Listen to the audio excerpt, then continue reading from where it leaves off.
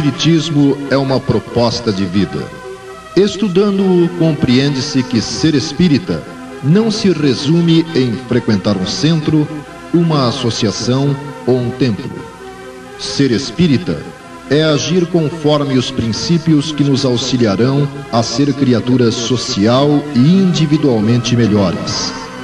Ser espírita, conforme diz Kardec no Evangelho segundo o Espiritismo, é ser reconhecido onde quer que se esteja pela transformação moral e pelo esforço para dominar as nossas más inclinações. Naturalmente, o equilíbrio decorrente de uma vivência baseada nos princípios espíritas não será obtido de uma hora para outra, mas sim no tempo, através da constância que somente a disciplina nos proporcionará. Nesse contexto, evidentemente, o grupo ou o centro espírita tem um papel importante. Frequentando regularmente uma instituição devotada ao bem, estaremos em permanente contato com um ambiente saturado de energias positivas. Recolheremos ideias e informações capazes de nos induzir a estados psicológicos mais positivos, vacinando-nos contra a envolvente onda de materialismo que domina a sociedade humana atualmente.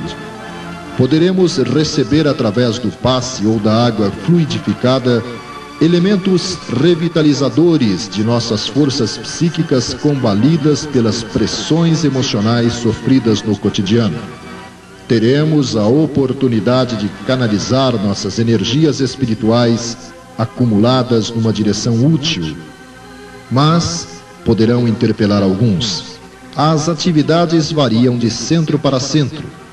Respondendo, podemos dizer: as práticas espíritas desenvolvidas por cada instituição refletem a capacidade de entendimento de seus dirigentes quanto à proposta do Espiritismo. Afinal, cada um de nós está num estágio evolutivo. A seguir, procuraremos fazer uma análise mais profunda sobre as variáveis envolvidas na questão prática do Espiritismo.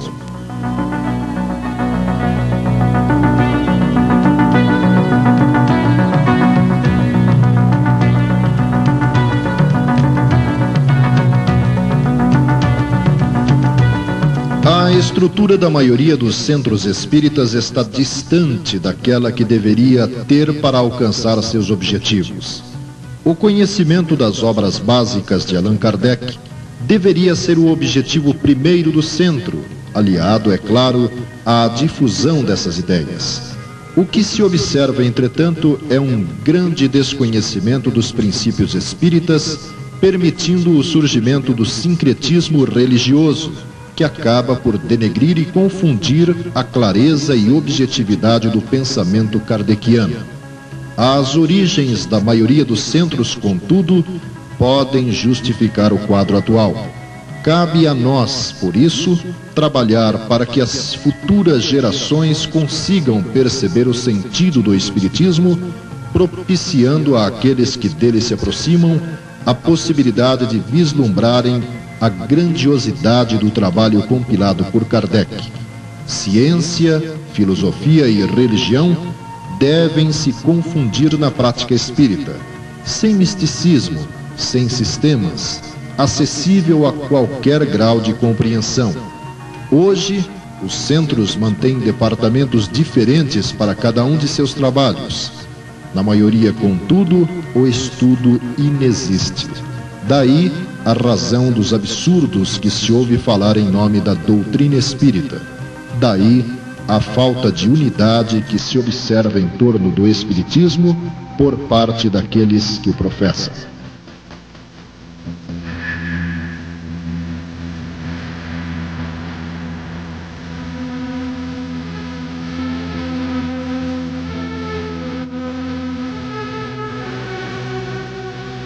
Embora com diferentes dinâmicas, os tipos de reuniões se assemelham nos inúmeros centros espíritas em atividade hoje. São encontros visando propiciar esclarecimentos evangélicos, segundo o Espiritismo, a respeito das questões comuns à vida de cada um, beneficiar os frequentadores com a aplicação do passe, oferecer esclarecimento e orientação a espíritos obsessores e, consequentemente, socorrer os que estiverem acometidos por processos obsessivos. Em raríssimos casos, contudo, estimula-se o conhecimento da doutrina espírita a partir da codificação com base em um estudo sério e metódico, como recomenda Kardec. A dinâmica dessas reuniões varia ao infinito. Depende da formação doutrinária dos dirigentes, que nos dias de hoje parece não ter embasamento doutrinário. Por isso, atendamos aos sucessivos apelos dos próprios espíritos para que estudemos e conheçamos o Espiritismo.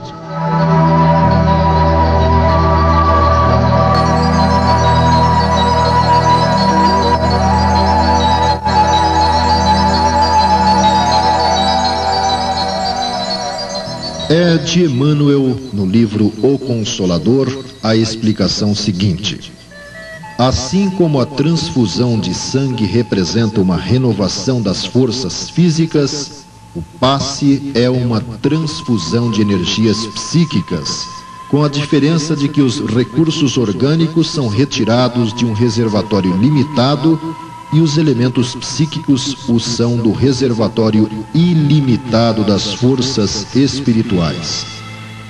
André Luiz, em Nos Domínios da Mediunidade, reproduzindo conceitos de um instrutor, completa: o passe é uma transfusão de energias, alterando o campo celular. O passe é importante contribuição para quem saiba recebê-lo com o respeito e a confiança que o valorizam. O tema nos meios espíritas tem motivado muitas discussões, visto as distorções que a sua conceituação e aplicação sofreram nos últimos anos.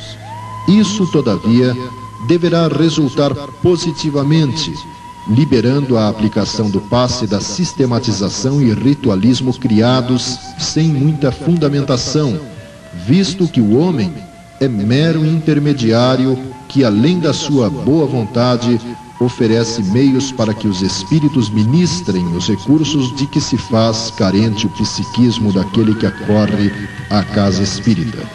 Espiritismo é doutrina dos espíritos, e André Luiz, em Conduta Espírita, nos lembra que, na aplicação de passes, não se faz precisa a gesticulação violenta, a respiração ofegante ou o bocejo descontínuo, e que nem sempre há necessidade do toque direto no paciente. A transmissão do passe dispensa qualquer recurso espetacular.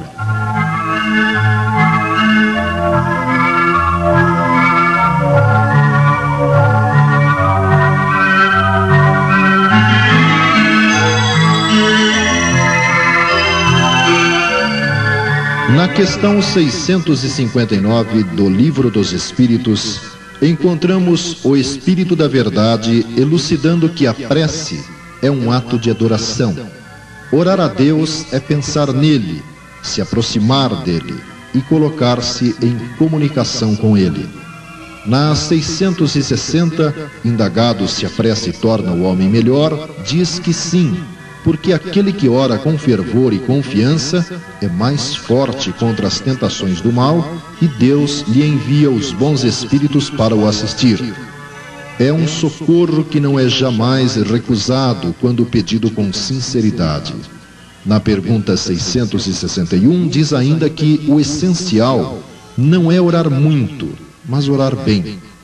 Em Missionários da Luz, André Luiz coloca que a prece traça fronteiras vibratórias, e Irmão X, no livro Boa Nova, diz que por prece devemos interpretar todo o ato de relação entre o homem e Deus. Devido a isso mesmo, como expressão de agradecimento rogativa, a oração é sempre um esforço da criatura em face da providência divina. Os que apenas suplicam podem ser ignorantes. Os que louvam podem ser somente preguiçosos. Todo aquele, porém, que trabalha pelo bem com as suas mãos e com o seu pensamento, esse é o filho que aprendeu a orar, na exaltação ou na rogativa, porque em todas as circunstâncias será fiel a Deus, consciente de que a boa vontade do Pai é mais justa e sábia do que a sua própria. Lembremos-nos de Kardec no início do capítulo 28 do Evangelho segundo o Espiritismo, quando afirma: os Espíritos sempre disseram, a forma não é nada, o pensamento é tudo. Faça cada qual a sua prece de acordo com suas convicções e da maneira que mais lhe agrada, pois um bom pensamento vale mais que numerosas palavras que não tocam no coração.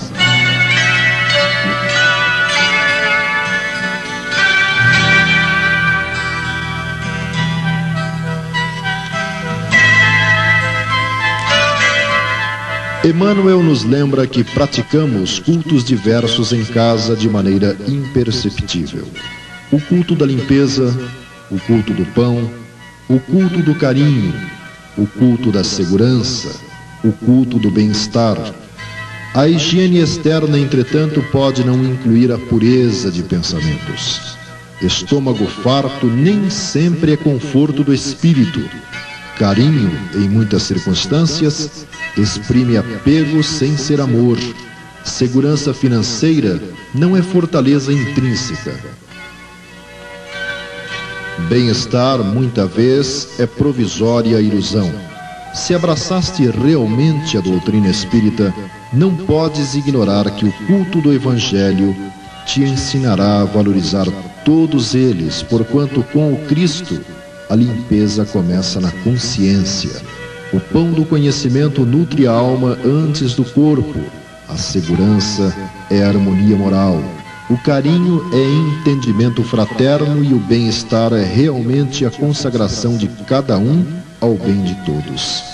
Complementando, André Luiz nos sugere, pelo menos semanalmente, é aconselhável se reunir com os familiares ou com alguns parentes, capazes de entender a importância da iniciativa em torno dos estudos da doutrina espírita à luz do Evangelho do Cristo e sob a cobertura moral da oração. E explica por quê. Além dos companheiros desencarnados que estacionam no lar ou nas adjacências dele, há outros irmãos já desenfaixados da veste física que recolhem amparo e ensinamento, consolação e alívio da conversação espírita e da prece em casa. Sua realização é simples, conforme nos mostra o roteiro seguinte. Primeiro, a escolha de dia e horário da semana para que possa ser repetido a cada reunião. Segundo, a abertura com uma prece. Terceiro, a leitura de forma ordenada ou não dos capítulos do Evangelho segundo o Espiritismo. Quarto, a troca de ideias e interpretações do texto lido, procurando relacioná-los com a aplicação, acontecimentos e situações da vida diária. Quinto, a feitura por um dos participantes, de preferência alternadamente, de uma prece vibração em favor dos necessitados dos dois planos da vida. E sexto, o encerramento com uma prece.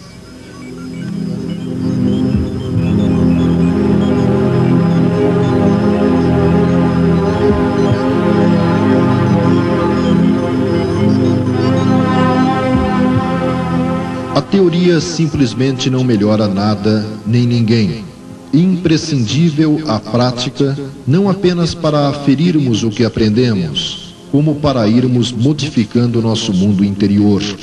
André Luiz nos lembra que a assistência aos necessitados, seja através do pão ou do agasalho, do auxílio financeiro ou do medicamento, do passe ou do ensinamento em favor dos que atravessam provações mais difíceis que as nossas, não é somente um dever, mas também valioso curso de experiências e lições educativas para nós e para os outros. Nesse propósito, é impossível igualmente esquecer que os irmãos em revolta e desespero, que nos ouvem os apelos à regeneração e ao amor, não se transformam simplesmente à força de nossas palavras, mas, sobretudo, ao toque moral de nossas ações, quando as nossas ações se patenteiam de acordo com nossos ensinamentos.